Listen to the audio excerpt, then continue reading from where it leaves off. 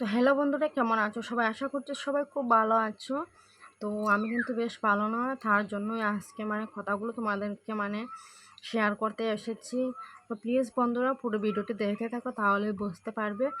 আর যারা আমার কন্টিনিউ ভিডিওগুলো দেখো, তোমরা তো অবশ্যই বুঝতে পারবে বা জানতে পারবে। তো প্লিজ বন্ধুরা, চলো ভিডিওটি এখান থেকে স্টার্ট করছি। তো বন্ধুরা, আজকে যে কথাগুলো বলবো, কথাগুলো অনেক গুরুত্বপূর্ণ, তার জন্যই আজকে আমি বলতে আসলাম। তো না বললে নয়, কথাগুলো হয়তো তোমাদের সাথে এরকম কোনো ঘটনা ঘটতে পারে, তার জন্যই তোমাদেরকে সতর্ক করে দিচ্ছি। তো প্লিজ বন্ধুরা পুরো ভিডিওটি দেখো তোমরা, তাহলে বুঝতে পারবে। তো কি জানো বন্ধুরা, আমার জানুয়ারির 12 তারিখে আমার সিজেশন ডেলিভারি হয়েছিল। তো এখনকার কি জানো, এখনকার দুনিয়াতে প্রায় কী বলবো, প্রায় লোকেরই কিন্তু সিজেশন ডেলিভারি হয়, ঠিক আছে। এখন আমাদের সমাজে নর্মাল ডেলিভারিটা প্রায় উঠেই গেছে। তো তার জন্য বন্ধুরা প্লিজ, তোমরা যারা মা হবে বা প্ল্যান নিচ্ছ, তোমাদের কাজে আসতে পারে, তার জন্য আমি কথাগুলো বলছি। তো কি জানো বন্ধুরা, আমার জানুয়ারি 12 তারিখে আমার সিজেশন ডেলিভারি হয়েছিল। তো প্রায় এখন আমার 4 মাস হয়ে গেছে। তো এতদিন তো একটা তো প্রবলেম করবে, যেহেতু এতটা কাটা, তো প্রবলেম করছে। তো আমি ভাবছি এটা হয়তো এতটা কাটার জন্য। আর আরেকটা কথা, আমার 2 নম্বর বেবি। তো যেহেতু দুবার সিজেকশন ডেলিভারি হয়েছে, তার জন্য তো একটু বেশি প্রবলেম করবে।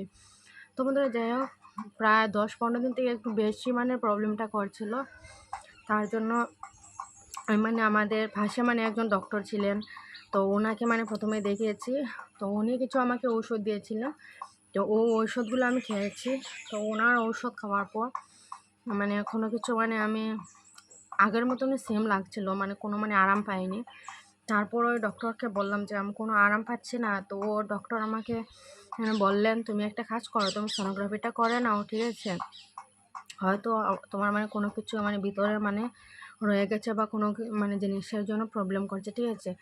তো ওনার কথা শুনে আমি সোনোগ্রাফিটা করে নিলাম। তো সোনোগ্রাফি করার পর, তো সোনোগ্রাফি রিপোর্টের মধ্যে দেখাচ্ছে যে আমার শিলায় কাটা জায়গাটা ইনফেকশন হয়েছে, ঠিক আছে। তো আরও 2-একটা প্রবলেম আছে, তো ওটা তোমাদেরকে বলছি না, ঠিক আছে। তো ওই জিনিসগুলো দেখার পর তো ডক্টর আমাকে বললেন যে ডক্টরের কাছে তুমি সিজার করিয়েছো, যে গাইনি ডাক্তার, তো ওনার কাছে তুমি চলে যাও, ঠিক আছে। উনি ভালো বুঝতে পারবে সব কিছু, যেহেতু উনি তোমার সিজার করিয়েছে। তো আমি কী করলাম, পরের দিন ওনার কাছে চলে গেলাম। ওনাকে গিয়ে সব রিপোর্টগুলো দেখালাম।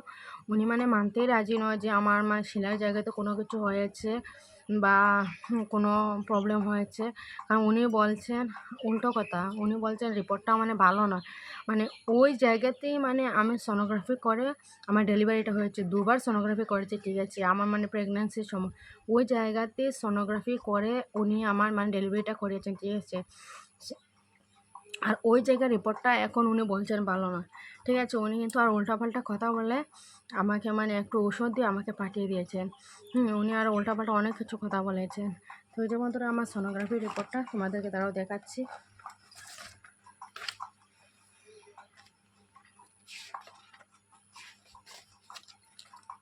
তো ওই যে বন্ধুরা, ওই হচ্ছে রিপোর্টটা। আর কি জানো বন্ধুরা, আমি যে ডক্টর দেখিয়েছিলাম, আমার ডেলিভারি করেছিল, ওই ডক্টর না অনেক লোভী। ওনার কাছে যাওয়ার পর শুধু পয়সা আর পয়সা, ঠিক আছে।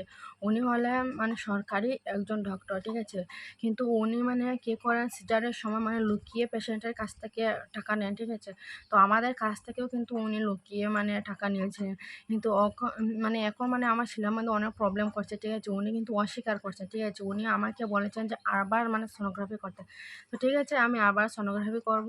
তারপরে ওই যে রিপোর্টটা আর ওই রিপোর্টে মিলিয়ে দেখবো, তারপর ওনাকে হয়তো কোনো কিছু সাহায্য করা যাবে, ঠিক আছে। আগে জানো বন্ধুরা, একটা কথাটি হচ্ছে, তোমরা যারা যারা মা হবে বা হওয়ার প্ল্যান করছো, তোমাদেরকে একটা কথা বলবো। প্রথম যখন আমার ডেলিভারি হয়েছিল, তো তখন একটা বেসরকারি হসপিটাল ছিল, ঠিক আছে। আর এখন হচ্ছে কি এটা একটা মানে সরকারি হসপিটাল, এটাই হচ্ছে কি তফাৎ। এখনকার মানে সরকারি হসপিটালগুলোতে আমাদের মতো মানে মধ্যবিত্ত মানুষগুলোকে মানুষ করে মনে করে না, ঠিক আছে। যাওয়ার পর বেডের মধ্যে শুইয়ে দিবে, মানে কোনো গুরুত্ব নেই। ওরা সরকার থেকে বেতন পাচ্ছে, তাও কিন্তু আমাদের মতো মানুষদের একটুকু গুরুত্ব দেয় না। ওদেরকে গিয়ে কোনো কিছু বললে এমনভাবে চেঁচিয়ে উঠবে, মানে মনে হয় মানে কি বলবো, সত্যি বন্ধুরা এটা আর বলা যায় না। শুধু তাদের কাছে মানে পয়সা আর পয়সা, পয়সা দেওয়ার পরেও কিন্তু ওরা মেজাজ দেখায়, ঠিক আছে। তাও মানে পয়সা দিলে একটু কম দেখায়। তো ওটাই হচ্ছে গিয়ে কথা। মানে এটা হলো কি একটা বেসরকারি হসপিটাল, ঠিক আছে। তো উনি তো ওনার মানে ওটিটা করে উনি চলে গিয়েছিলেন, চলে গিয়েছেন। আর অন্যজন যারা মানে চেষ্টারকল ছিল, তো ওরা তো সরকারি, ঠিক আছে, ওদেরকেও তো উনি দিবেন, ঠিক আছে, কিছু পয়সা। তারপরেও কিন্তু ওরা মানে আমার ট্রিটমেন্টটা কিন্তু ভালোভাবে করেনি। আমার কী বলবো, কোমরের সাইডে মানে ইঞ্জেকশন দিয়েছিল, এটার মধ্যে এত বড় মানে গুটিয়ে দড়িয়ে রয়েছে, ঠিক আছে, মানে অনেক প্রবলেম করছে আমার। তো তোমাদেরকে বলছি প্লিজ বন্ধুরা, তোমরা একটু মানে টাকা পয়সা খরচ করে হলেও কিন্তু তোমরা বেসরকারি হসপিটালে যাবে, মানে ভুলেও তোমরা সরকারি হসপিটালে যাবে না, ঠিক আছে বন্ধুরা। তো কথাগুলো তোমাদেরকে বললাম, মানে হয়তো তোমাদেরও কোনো কাজে আসতে পারে। তোমরা যারা মানে ডেলিভারি করাবে বা প্ল্যানিং করছো বেবি নেওয়া, তো প্লিজ প্লিজ বন্ধুরা তোমরা কোনো মানে বেসরকারি হসপিটালেই কিন্তু ডেলিভারিটা করাবে, ঠিক আছে। নর্মাল হোক আর সিজারও, কোনো সময় কিন্তু সরকারি হসপিটালে যাবে না, তা না হলে আমার মতন কিন্তু পস্তাতে হবে। সত্যি বন্ধুরা আমি এখন কিন্তু অনেক টেনশনে আছি।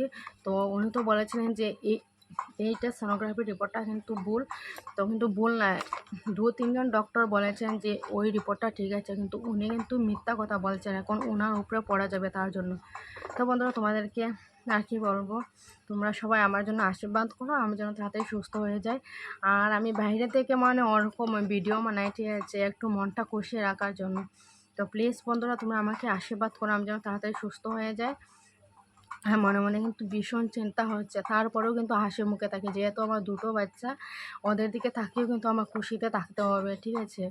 তো প্লিজ বন্ধুরা আপনারা আমার পাশে থেকে আমাকে সাপোর্ট করো আর আমাকে আশীর্বাদ করো। তো আজকের মতো এখানে, সবাই খুব ভালো থেকো, নিজেদের খেয়াল রেখো। তো আজকের মতো এখানে, তো বাই বাই বন্ধুরা।